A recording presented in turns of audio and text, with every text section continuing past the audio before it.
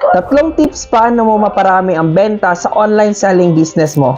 Ang pangatlo, ang pinaka-paborito ko sa lahat at posible di mo pa ito ginagawa kaya hanggang ngayon, matumal pa rin ang benta mo online.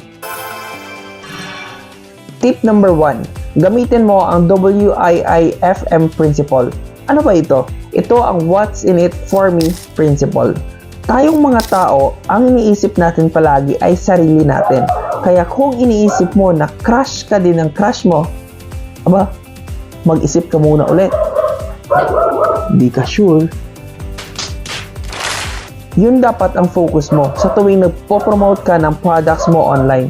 Tanungin mo ang sarili mo, ano ba ang mga benefits ng products ko na magugustuhan at matutulungan ang mga potential customer ko? Tip number 2, i-promote mo ang customer reviews and testimonials. Maglagay ka ng mga positibo na review at testimonial mula sa mga dating customers mo.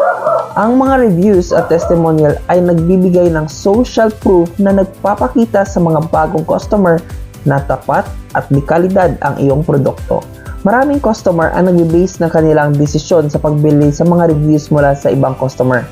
Kagaya ko, kaya mahalaga itong ipakita. Tip number 3, gamitin ang social media advertising. Ito ang paborito ko sa lahat at karamihan ng mga customers ko ay dito galing.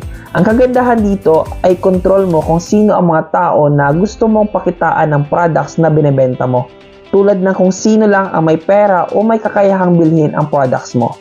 Lahat ng ito ay tinuturo namin sa mga dropshipping students namin. Kung gusto mo matutunan tungkol sa dropshipping, may free webinar kami kung saan namin tinuro ang step-by-step na paraan paano ka makapagsimula sa dropshipping. Puntahan mo lang ang link na ito. Ako si Mark Verey, ang iyong business chismis buddy. Sana abutan mo pa habang libre mo pa mapanood.